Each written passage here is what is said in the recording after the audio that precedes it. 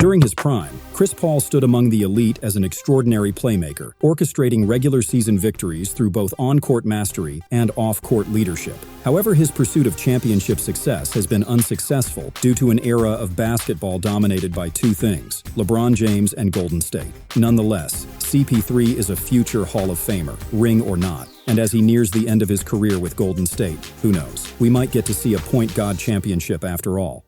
Born on May 6, 1985 to a small family in Winston-Salem, North Carolina, Chris Paul, or CP3 as his family called him, grew up on a strict diet of football and basketball, learning from his father and older brother, the original CP1 and 2. He quickly fell in love with basketball, becoming a talented AAU player and eventually earning McDonald's All-American honors, as well as the coveted North Carolina's Mr. Basketball Award in his senior year. That same season, Paul gained his first bit of national attention after dropping 61 points in a game he dedicated to his best friend and grandfather, who'd passed away that year. But despite averaging 31 points, 6 rebounds, and 10 assists in his final season, the undersized point guard failed to attract any big-name colleges and accepted a scholarship to play for the D1 program at Wake Forest. There he wasted no time showing the NCAA what they'd missed out on. He set freshman records for three-point percentage, free throws made, assists and steals, and won the ACC Rookie of the Year award. The following season, he then helped Wake Forest become the #1 ranked team in the nation, as they recorded iconic wins against state rivals North Carolina and basketball powerhouse Duke. But in the final game of the regular season, Paul was suspended for punching NC State guard Julius Hodge in the groin,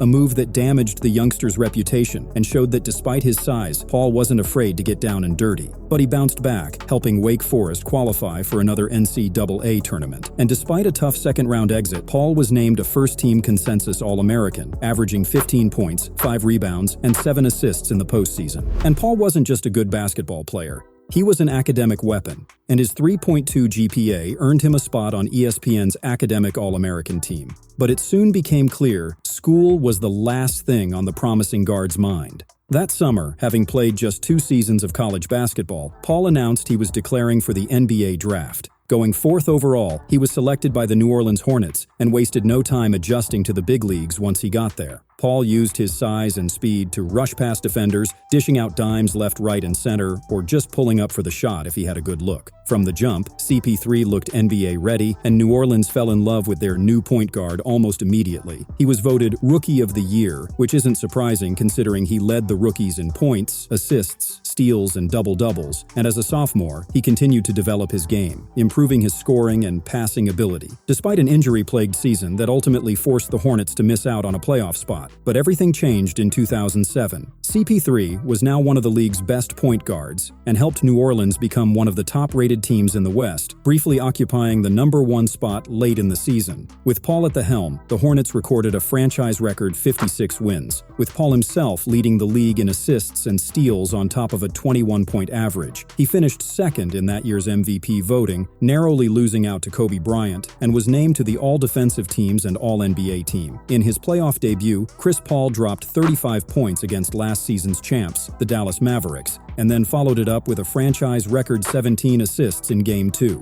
While their playoff run would come to an end in the second round, Paul and the Hornets looked like they could be serious championship contenders in the years to come. New Orleans qualified for the playoffs for the next 3 seasons, but despite Paul's best efforts, championship success didn't come. It was soon clear to everyone that Paul had outgrown New Orleans and requested a trade. Rumors swirled about where CP3 would land, and as deadline day approached, the LA Lakers seemed poised to scoop up the talented guard. The league looked on in envy. Was the best point guard in the world about to team up with arguably the best shooting guard in the league, former MVP Kobe Bryant? For Lakers fans, it seemed too good to be true. Turns out, it was. League Commissioner David Stern decided to intervene, vetoing the trade deal and forcing Paul to move nearby to the upstart LA Clippers instead. The Clippers had been undergoing a long rebuild, and the addition of Chris Paul promised to rejuvenate the failing franchise. It took Chris Paul less than a month to put us on the map, as teammate Blake Griffin put it in 2011. And just like that, Lob City was born.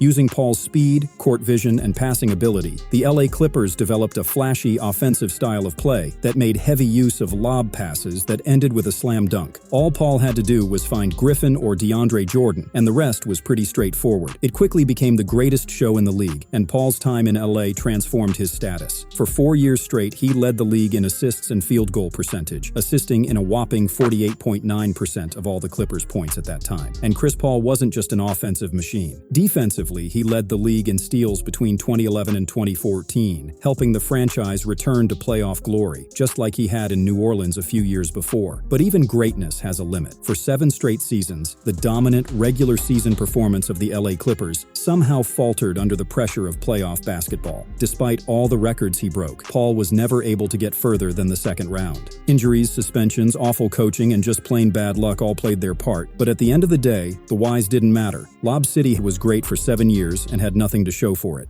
Chris Paul was beginning to get a new label: choker. The 32-year-old guard made a tough decision. He decided to leave the City of Angels and try his luck elsewhere, signing with the Houston Rockets and the reigning MVP, James Harden. Just like we'd seen in New Orleans and LA, Paul's impact was immediate. His expert floor management and pick-and-roll play style paired effortlessly with Rockets big man Capella, with the two forming a formidable duo in the paint. And his defensive capabilities and ability to carry the ball took the strain away from Harden, who was now free to do what he did best: score. It was a recipe for success, and after 13 long years in the NBA, Chris Paul reached the Western Conference Finals for the first time in 2018, facing off against the titans of modern basketball, Golden State. But with just 2 games left in the series, Paul takes what, at first, looks like a seemingly routine jump shot. But when the 6-foot guard struggled to get back on his feet, Houston fans held their breaths. The limping point guard was forced to come off with a hamstring injury and missed the remainder of the series as the Rockets were sent home. The following season, Paul's relationship with the Rockets soured as his playing time decreased.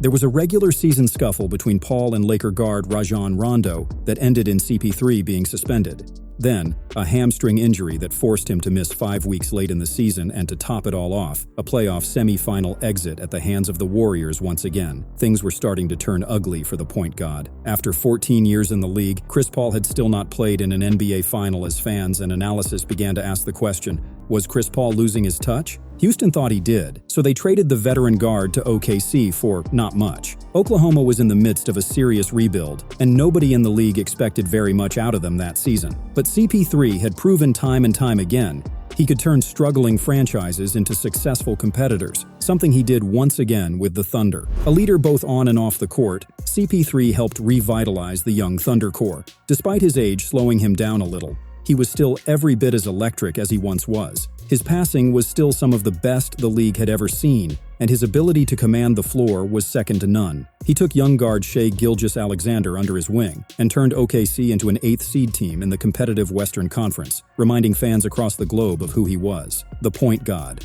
He had won almost every individual award a player could win. By now, he had 10 All-Star appearances, multiple first, second, and third team spots, 7 NBA All-Defensive Team selections, Rookie of the Year, 4-time assists leader, the list goes on. But what he didn't have was a ring. So CP3 made the decision to leave and was traded to the Phoenix Suns in 2020, hoping to give the already strong Suns lineup that boost they needed to win it all. And for a moment, it looked like he would. In the 2020-21 season, after 15 years in the NBA, Chris Paul played in his first NBA Finals and lost to Giannis and the Bucks in a 4-2 series. In doing so, he became the first player in NBA history to lose 4 different playoff series where his team was up 2-0. He signed a contract extension, hoping to recreate some of the magic of the 2021 Finals, but came up short each time. On October the 22nd, 2022, Paul made history, becoming the first player to record 20,000 points and 10,000 assists in his career, a record he would beat the following season when he recorded 11,000 career assists. In what would be his last season playing for Phoenix, Paul surpassed Michael Jordan for 3rd on the NBA all-time steals list, and currently sits 3rd all-time for career assists too. In 2023, the point guard made a move which many think represents his last chance at a ring, and signed for the Golden State Warriors. Only time will tell if his presence in the Bay Area is going to produce magic, or if he'll forever be stuck with the label no pro hooper wants. But all this begs the question, just how good was Chris Paul actually? As far as NBA resumes go, you'd be hard-pressed to find a more complete player. Paul played the point guard position position better and truer than anyone else before or after him. He couldn't rely on his crazy range like a lot of modern PGs do, or use his freak athleticism like other guards of his era. Instead, Paul had to make space, read defenses, hit open targets, and put it down when it mattered. His ability to go anywhere in the league and turn a struggling franchise around is second to none, and the love Chris Paul gets in the league should tell you just how respected he is.